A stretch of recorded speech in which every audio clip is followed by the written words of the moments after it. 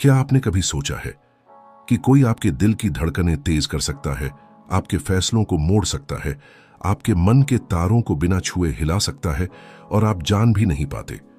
आपको लगता है आप अपने जीवन के कप्तान हैं, लेकिन हकीकत आपका जहाज कोई और चला रहा है। हर दिन, हर पल किसी विज्ञापन, किसी शब्द, किसी इंसान की मुस्कान या किसी रिश्ते के भीतर एक अदृश्य खेल चलता है, माइंड कंट्रोल का खेल। यह कोई जादू नहीं, यह विज्ञान है। यह मनोविज्ञान की अंधेरी परछाइयां हैं जिन्हें कहते हैं डार्क साइकोलॉजी। क्या आप जानना चाहते हैं कि कैसे एक मासूम सा इंसान, एक प्रेमी, एक नेता, एक दोस्त आपके मन की गहराई में उतरकर आपकी सोच, आपकी भावनाओं और आपकी आत्मा पर नियंत्रण पा सकता है? और क्या आप जानना चाहते हैं कि कैसे खुद को इस अदृश्य जाल से बचाया जाए? तो आज का ये वीडियो सिर्फ एक नॉलेज वीडियो नहीं है, ये एक आईना है जो आपको दिखाएगा कि दुनिया आपको कैसे देखती है, कैसे नियंत्रित करती है और आप कैसे अनजाने में उनके जाल में फंसते जा रहे हैं। इस वीडियो में आप जानेंगे हिप्नोसिस के पीछे की छिपी हुई शक्ति, सबलिमिनल मैसेजेस कैसे आपके अवचेतन को बदलते हैं, मैनिपुलेटर्स कैसे आपकी भावनाओं को अपने फायदे में इस्तेमाल करते हैं, और वो रहस्य जो आज तक छुपाए गए थे। क्या आप अपनी सोच के मालिक हैं या कोई और आपके दिमाग का रिमोट कंट्रोल ले बैठा है? अगर आप सच में अपनी जिंदगी को समझना चाहते हैं, अगर आप मानसिक ताकत और जागरूकता की अगली सीढ़ी पर जाना चाहते हैं, तो अब पीछे मत हटिए। अभी जो आप जानेंगे वो आपकी दुनिया बदल देगा। चैप्टर 1। तो आइए शुरुआत करते हैं। 1. Introduction to dark psychology. क्या आप जानते हैं कि हमारे आसपास की दुनिया के अधिकांश फैसले हमारी इच्छाओं, हमारे डर और हमारी भावनाओं को नियंत्रित करने वाले होते हैं? क्या आपको कभी यह एहसास हुआ है कि हम जिस रास्ते पर चल रहे होते हैं वो शायद हमारा खुद का चुना हुआ रास्ता नहीं होता, बल्कि किसी और का बनाया हुआ हो सकता है? हम सोचते हैं कि हम स्वतंत्र हैं, हमारे विचार, हमारी इच्छाएं, हमारे निर्णय, ये सब हमारे अपने हैं। लेकिन क्या आप जानते हैं कि डार्क साइकोलॉजी का पूरा खेल हमारी इन मानसिकता और भावनाओं को मोड़ने का है? यह खेल हमारे अंदर के उस पक्ष से जुड़ा है जो हमें कभी नहीं दिखता। हमारी कमजोरी, हमारी संकोच, हमारी निर्भरता और हमारे खुद के फैसलों पर शक। और अगर कोई जान जाए कि ये हमारे दिमाग में कैसे काम करता है, तो वह हमारे नियंत्रण में भी आ सकता है। सोचिए, आप किसी से प्यार करते हैं, उसकी बातों में आकर अपने सबसे बड़े डर को पूरी तरह से नजरअंदाज कर देते हैं। वह आपके मन को इस कदर नियंत्रित करता है कि आप अपनी इच्छाओं और जरूरतों को भी नहीं समझ पाते।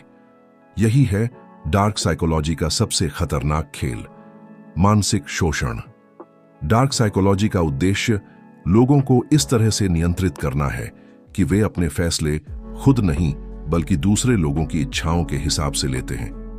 अब सवाल यह है कि क्या आप तैयार हैं खुद को बचाने के लिए? क्या आप जानना चाहते हैं कि कौन से उपकरण और तकनीकें इस खेल में इस्तेमाल होती हैं?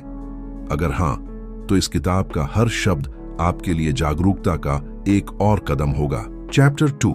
The psychology of manipulation. Manipulation एक ऐसा जाल है जिसमें कोई व्यक्ति आपको ऐसा महसूस करवा देता है जैसे आप अपनी मर्जी से कुछ कर रहे हैं, जबकि असल में वह आपको नियंत्रित कर रहा होता है। यह बहुत ही सूक्ष्म और सावधानी से किया जाने वाला काम है। सबसे खतरनाक बात यह है कि मैनिपुलेशन हमेशा खुलकर सामने नहीं आता। यह धीरे धीरे आपको अपनी गिरफ्त में लेता है और आपको इस बात का एहसास भी नहीं होता। मैनिपुलेटर आपको यह विश्वास दिलाने में माहिर होता है कि वह आपकी सबसे बड़ी चिंता करता है।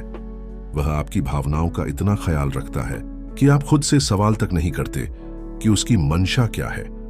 शुरुआत में आपको उसकी बातें बहुत सही लगती हैं, लेकिन धीरे धीरे आपको उसकी बातों में विरोधाभास दिखने लगता है और आपको लगता है कि कहीं ना कहीं कुछ गड़बड़ है, तब तक जब तक आप पूरी तरह से उस व्यक्ति के जाल में फंसे नहीं होते। एक मैनिपुलेटर का मुख्य उद्देश्य आपका आत्मविश्वास तोड़ना और आपकी भावनाओं को अपनी इच्छाओं के अनुरूप मोड़ना होता है। वह जानबूझकर आपको अपनी कमजोरी से जूझने के लिए मजबूर करता है ताकि आप अपनी सोच को उसके हिसाब से बदल लें। वह आपको इस तरह से विश्वास दिलाता है कि वह आपकी मदद कर रहा है, जबकि असल में वह आपकी मानसिक स्थिति का फायदा उठा रहा होता है। Chapter 3 types of manipulators. आपको इस खेल में पहचानना सबसे महत्वपूर्ण होता है कि मैनिपुलेटर कौन है और उनकी पहचान के लक्षण क्या हैं। जैसे ही आप किसी मैनिपुलेटर से मिलते हैं, वह अपनी सूरत बदलकर आपके सामने आता है। वह अपनी बातों से आपकी आत्मसंवेदना को भंग करता है और आपको अपनी भावनाओं को नियंत्रित करने में सक्षम होता है। 1 पैसिव एग्रेसिव मैनिपुलेटर। ये लोग शांति से लेकिन धीरे धीरे आपको यह एहसास दिलाते हैं कि आप गलत हैं। आपको पता भी नहीं चलता कि आप क्या गलत कर रहे हैं और यही उनकी सफलता का राज है। 2 द गिल्ट ट्रिपर। इस प्रकार के मैनिपुलेटर हमेशा आपको अपराध बोध महसूस कराते हैं। जब भी आप कुछ अच्छा करने की कोशिश करते हैं, वह आपको एहसास करवा देते हैं कि आप किसी और के लिए कुछ कर सकते थे, लेकिन आपने नहीं किया। 3 द चार्मर। यह वह व्यक्ति होता है जो आपकी कमजोरी को पहचानकर आपको अपनी ओर आकर्षित करता है। वह आपको भावनात्मक रूप से नियंत्रित करने के लिए अपनी बातों में मिठास घोलता है। वह आपको अपनी बातें इस तरह से प्रस्तुत करता है कि आपको लगे कि वह आपके लिए सबसे अच्छा व्यक्ति है, जबकि असल में वह अपने लाभ के लिए आपको इस्तेमाल कर रहा होता है। 4 द इंटिमिडेटर। यह मैनिपुलेटर हमेशा आपको डर और धमकी से नियंत्रित करता है। वह आपके डर का फायदा उठाकर आपको अपनी इच्छाओं के मुताबिक झुका देता है। Great. Let's continue expanding the script, delving deeper into the following chapters.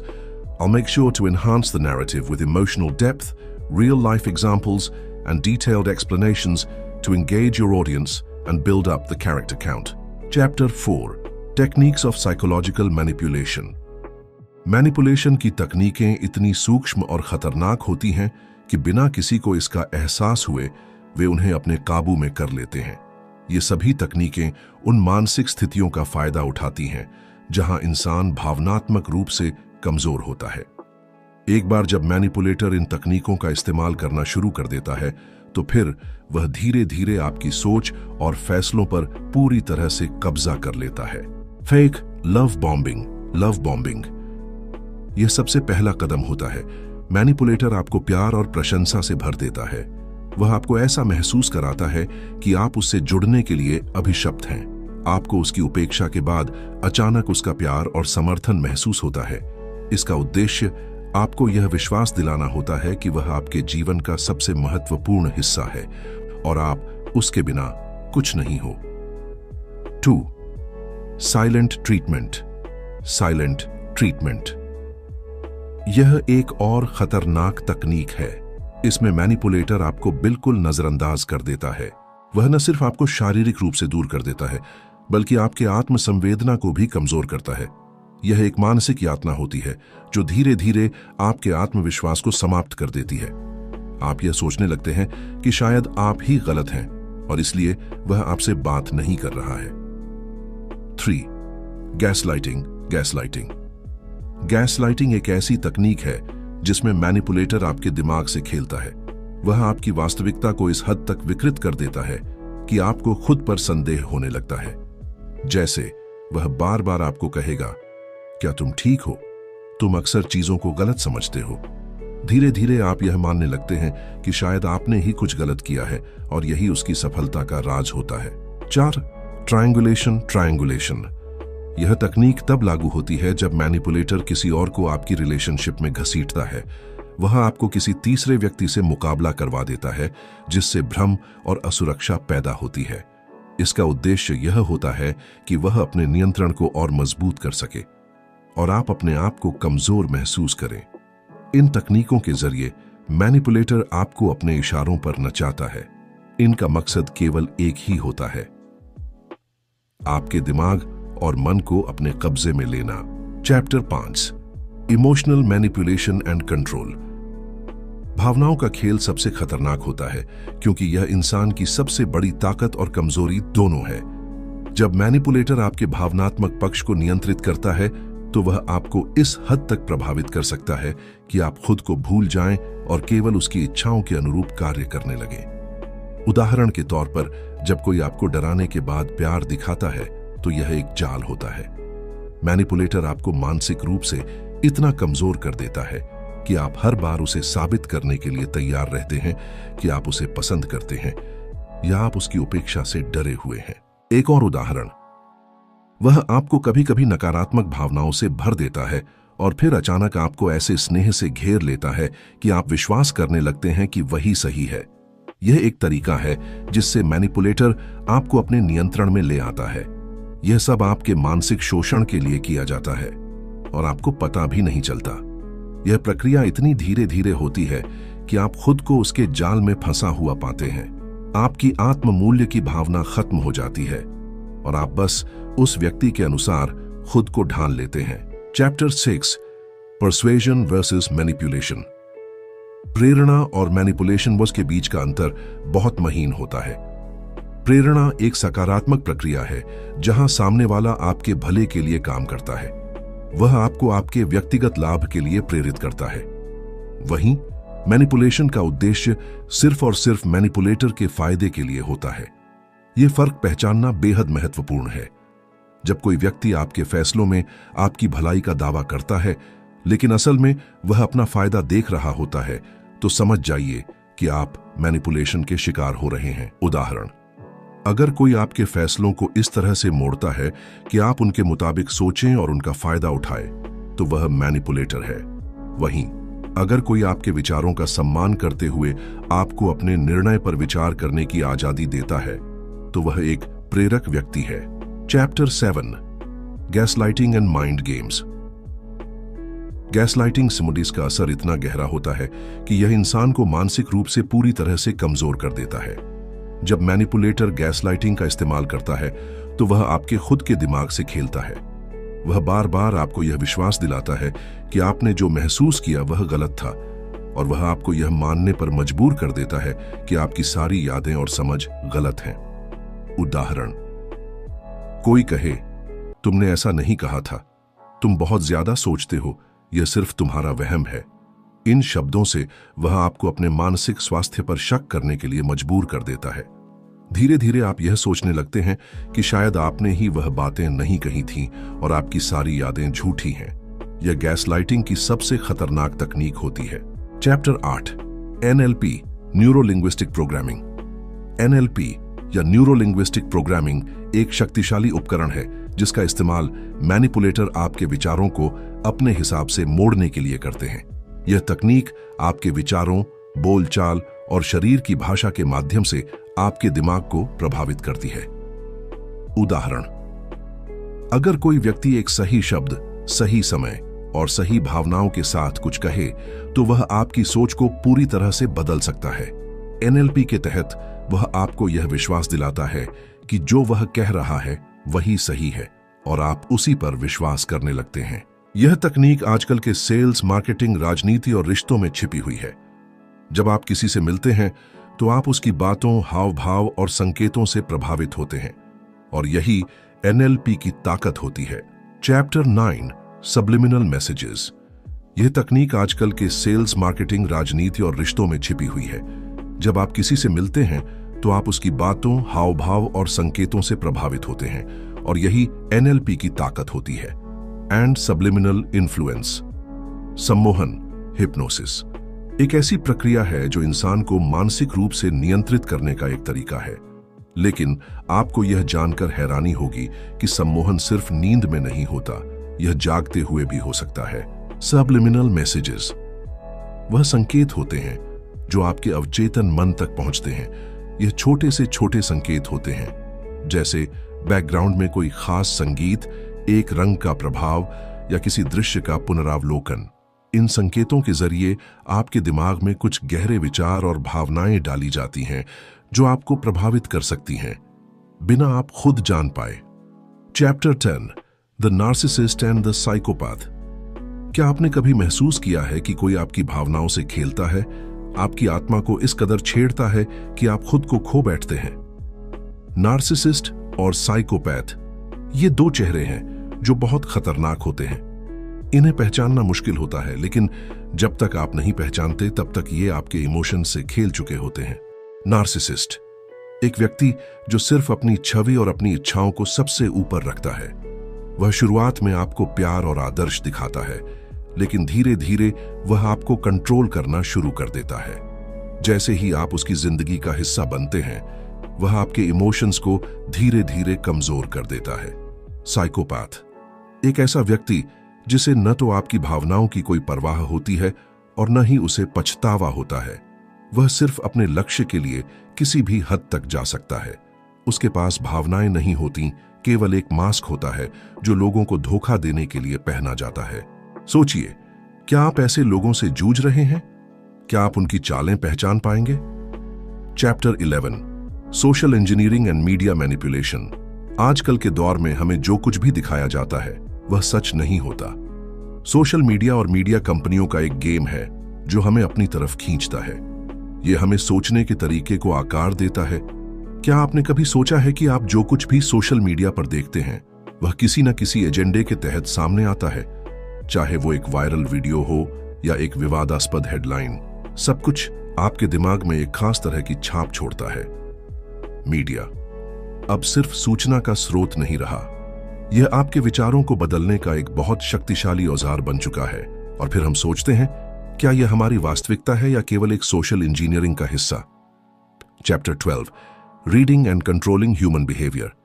अब हम जानते हैं कि मैनिपुलेटर सिर्फ बोलते नहीं, बल्कि वह आपके शरीर की हर एक हलचल को पढ़ते हैं।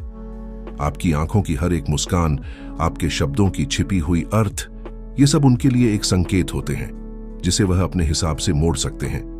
मैनिपुलेटर को यह समझने में कोई कठिनाई नहीं होती कि आप कब कमजोर हो रहे हैं, कब आपका मन बदल सकता है। वह आपके इमोशंस को अपने फायदे के लिए इस्तेमाल करता है। क्या आप अपनी बॉडी लैंग्वेज को सही तरीके से समझते हैं? क्या आप जानते हैं कि आपके इमोशंस कितनी ताकत रखते हैं? Chapter 13 protecting yourself from manipulation. अब सवाल उठता है, कैसे बचें इस सब से? जब आप डार्क साइकोलॉजी के जाल में फंसते हैं तो आपको सबसे पहले खुद को पहचानने की जरूरत है। अपनी कमजोरियों को जानें, अपनी भावनाओं से न खेलें। आत्म जागरूकता ही आपका पहला बचाव है। नो कहना सीखें। किसी भी स्थिति में अगर आप किसी के दबाव में महसूस करते हैं तो ठान लें कि आप खुद को नहीं बदलेंगे। हर किसी को तुरंत विश्वास मत करें। हम इंसान हैं, गलती करना स्वाभाविक है, लेकिन किसी को भी अपनी पूरी भावनाओं का कंट्रोल मत दें। खुद से प्यार करें। अगर आपको लगता है कि कोई बार बार आपको नुकसान पहुंचा रहा है तो उस रिश्ते पर दोबारा सोचें। याद रखें, जागरूकता ही बचाव का सबसे बड़ा हथियार है। और यह वीडियो सिर्फ शुरुआत है, एक छोटी सी लाइट जो आपको अपनी असलियत समझने में मदद करती है। Chapter 14 the ethics of using dark psychology. अब एक और महत्वपूर्ण सवाल, क्या डार्क साइकोलॉजी का गलत इस्तेमाल किया जा सकता है? क्या हम भी इसे अपने फायदे के लिए इस्तेमाल कर सकते हैं? यह चाकू की तरह है। एक ओर तो यह आपकी सुरक्षा के लिए हो सकता है और दूसरी ओर इसे गलत हाथों में यह किसी को घायल भी कर सकता है। यह पूरी तरह से आपके हाथ में है कि आप इसका इस्तेमाल किस उद्देश्य से करेंगे। क्या आप इसका सही इस्तेमाल करेंगे या फिर इस शक्ति का दुरुपयोग करेंगे? Chapter 15 conclusion awareness is power. Dark psychology की असल ताकत ज्ञान बन में छिपी होती है। जब तक आप इसके जाल को नहीं पहचानते तब तक आप एक खेल का हिस्सा होते हैं, लेकिन अब जब आप जागरूक हो गए हैं, अब आप इसे पहचान सकते हैं और सबसे जरूरी बात, आप खुद को बचा सकते हैं। ज्ञान ही शक्ति है और यह वीडियो आपका पहला कदम है। यह सफर अब भी खत्म नहीं हुआ, यह शुरुआत है। आपने डार्क साइकोलॉजी, मैनिपुलेशन और परसुएशन की ताकत के बारे में जाना, लेकिन अब सबसे महत्वपूर्ण कदम है अपनी आत्मसंवेदनशीलता और जागरूकता को हर दिन बढ़ाना। अगर आपको यह वीडियो पसंद आया और आपने इससे कुछ सीखा तो कृपया इसे अपने दोस्तों के साथ शेयर करें। यह ज्ञान केवल आप तक नहीं बल्कि हर किसी तक पहुंचना चाहिए। एक शेयर से कोई व्यक्ति अपना जीवन बदल सकता है। अगर आप भी चाहते हैं कि ऐसे और ज्ञानवर्धक वीडियो आपके सामने आएं, तो सब्सक्राइब करें और बेल आइकन को दबाएं ताकि आप हमारे अगले वीडियो से हमेशा अपडेटेड रहें। आपका सच्चा परिवर्तन तभी संभव है जब आप अपनी असली शक्तिमान को पहचानने का फैसला करेंगे। यह सफर आपके भीतर की जागरूकता और शक्ति से जुड़ा है और हम आपको इस यात्रा में हर कदम पर साथ देंगे। धन्यवाद, और अगली बार फिर मिलेंगे एक नए सशक्त वीडियो के साथ। आपको यह बुक एक बार तो जरूर ही पढ़ना चाहिए। जैसे आप अमेज़न से खरीद सकते हैं, वीडियो के डिस्क्रिप्शन पर लिंक दी गई है।